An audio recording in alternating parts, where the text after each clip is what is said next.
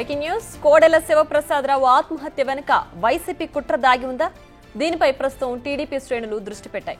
నర్సరావుపేటలో YCP మాజీ MP Vijayasai Reddy, మాజీ MLA Gopireddy శ్రీనివాసరెడ్డిలపై TDP శ్రేణులు పోలీసులకు ఫిర్యాదు చేశాయి. మాజీ స్పీకర్ కోడెల శివప్రసాదరావు, ఆయన కుమారుడు శివరామకృష్ణపై తప్పుడు కేసులు పెట్టించారని పేర్కొన్నారు. తప్పుడు కేసుల వల్ల మాజీ స్పీకర్ కోడెల శివప్రసాదరావు ఆత్మహత్యకు కారణమయ్యారని ఆరోపించారు. 2019లో 15 లక్షలు లంచం ఇచ్చినట్లు మాజీ రంజీ క్రికెటర్ నాగరాజు తప్పుడు కేసు పెట్టారని పేర్కొన్నారు. నర్సరావుపేట 2 టౌన్ పోలీస్ స్టేషన్లో ముగ్గురిపై ఫిర్యాదు చేశారు టీడీపీ శ్రేణులు.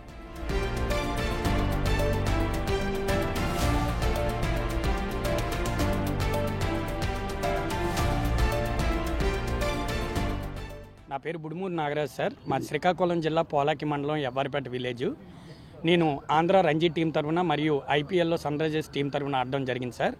2019లో గోపిరెడ్డి శ్రీనివాసరెడ్డి గారు మరియు విజయసాయిరెడ్డి గారి ప్రాధ్వర్యంతో ఆ రోజు మన స్పీకర్ అయిన కొడెల శివప్రసాద్ గారు మరియు వాళ్ళ తనయుడు కొడెల శివరాం గారి మీద నా దగ్గర రైల్వే జాబ్ కోసం 15 లక్షలు తీసుకున్నట్టు వాళ్ళ మీద చీటింగ్ కేసు పెట్టమని నన్ను భయభ్రాంతులకు గురి చేశారు సార్.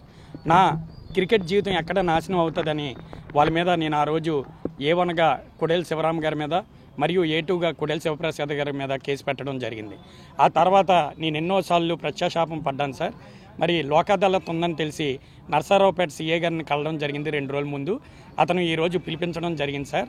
ఎవరి ప్రాబల్యం లేకుండా నా అంతలు నేనే ఈరోజు వాళ్ళ మీద పెట్టిన కేసు రాజీ చేసుకున్నాను లోక్ అదాలత్లో. అది నర్సరావుపేటను చూస్తే ఎంత అసూయ కలుగుతుంది సార్. చాలా అభివృద్ధి చెందింది.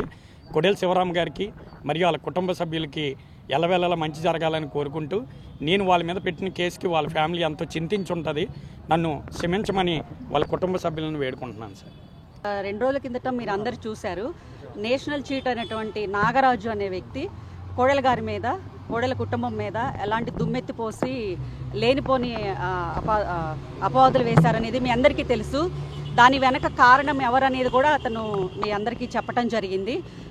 గోపిరెడ్డి గారు అండ్ విజయసాయిరెడ్డి గారు దానికి కారణం అని చెప్పి ఓపెన్గా డిక్లేర్ చేశారు.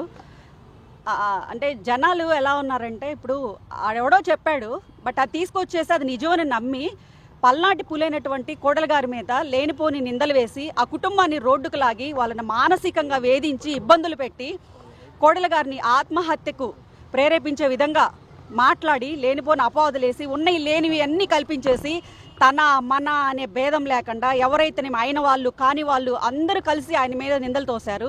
ఆ రోజు మన అనే వాళ్ళే ఆయనకి సపోర్ట్ లేకుండా చేయటం వల్ల ఆయన తల దించుకోలేక తల తుంచేసుకున్నారు. అందరి ఎదురుగా నిలబడి నేను తప్పు చేయలేదని ఆయన చెప్పలేక ఆయన ప్రాణాన్ని వదిలేశారు. అటు పార్టీని వీడలేక ఇటు బయటికి చెప్పుకోలేక ఆయన ఎంతో బాధపడ్డారండి. మరి ఆ విధంగా చిత్రవధకి గురి చేసి ఆయన మరణానికి కారణమైనటువంటి వారి మీద మరి కఠిన చర్యలు తీసుకోవాలని మేము అందరం కోరుకుంటూ ఉన్నామండి. ఈరోజు మరి కోడెల గారిని తీసుకురాగలుగుతారా? ఇవన్నీ ఫేక్ కేసులన్నీ మరి నిరూపితం అవుతున్నాయి 1 by 1. మరి ఈరోజు మరి అలాంటి గొప్ప నాయకుడిని మీరు తీసుకురాగలుగుతారా? నర్సరావుపేట పట్టణము అలాగే పల్నాడు ఒక గొప్ప నాయకుడిని కోల్పోయిందండి. మరి ఈ లోటుని ఎవరు భర్తీ చేస్తారని మేము మరి రాష్ట్ర తెలుగుదేశం పార్టీనైతేనేమి అందరి అభిమానుల తరపున మేము క్వశ్చన్ చేయడం జరుగుతూ ఉందండి. ఇక మరింత సమాచారాన్ని మా ప్రతినిధి సాయిశంకర్ ఫోన్ లైన్లో అందిస్తారు. సాయిశంకర్, చెప్పండి. అయితే మాజీ స్పీకర్ కోడెల ఆత్మహత్య వెనక కుట్ర కోణమే అంటూ టీడీపీ శ్రేణులు ఆరోపిస్తూ కేసు ఫైల్ చేశాయి కదా.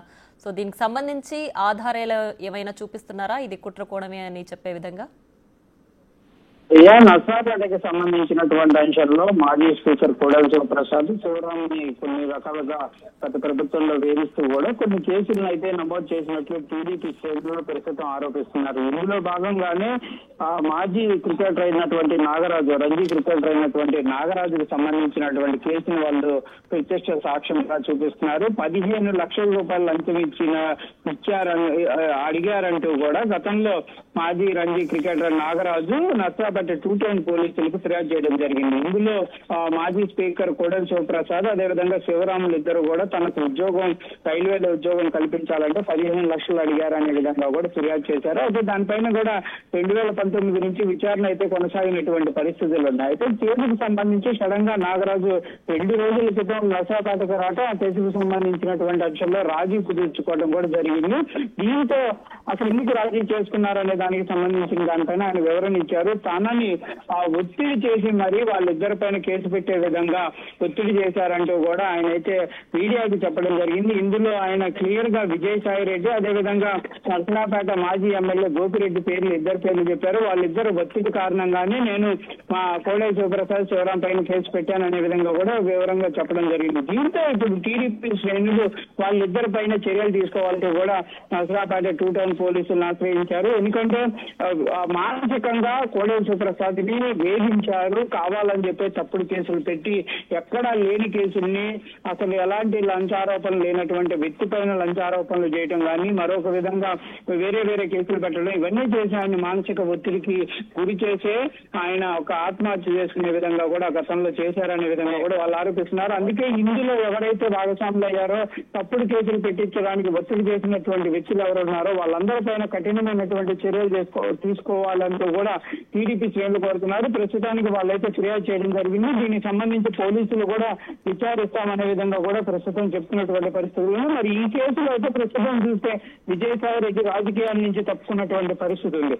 మరి ఇప్పుడు గోపిరెడ్డి శ్రీనివాస్ రెడ్డి కేసును ఏ విధంగా ఎదుర్కొంటారో చూడాలి. ఆ రోజు నాగరాజు క్లియర్ గా చెప్తున్నారు వాళ్ళిద్దరు ఒత్తిడి చేశారు, 15 లక్షల లంచం అడిగారనే విధంగా నాతో ఫిర్యాదు చేయించినటువంటి పరిస్థితుల్లోనే తర్వాత తాను మానసికంగా చాలా వేదనకు గురయ్యాను, అనవసరంగా కేసులు పెట్టాననే విధంగా కూడా బాధపడ్డాననే విధంగా కూడా మీడియా ముఖంగా చెప్పినటువంటి పరిస్థితులు ఉన్నాయి. కాబట్టి మరి రేపు ఈ కేసులో ముఖ్యంగా ఆయన కంపల్సరీగా విట్నెస్ అవుతారు. కాబట్టి మరి ఆయన ఇచ్చినటువంటి అంశాలు కానీ వీళ్ళు ఫిర్యాదు చేసిన అంశాల ఆధారంగా మరి ఏ విధంగా ముందుకు వెళ్తారు పోలీసులు, అసలు కేసు నమోదు చేస్తారా లేకపోతే ఎలా ఉంటుందనేది కూడా చూడాల్సినటువంటి పరిస్థితులు కనిపిస్తుంది.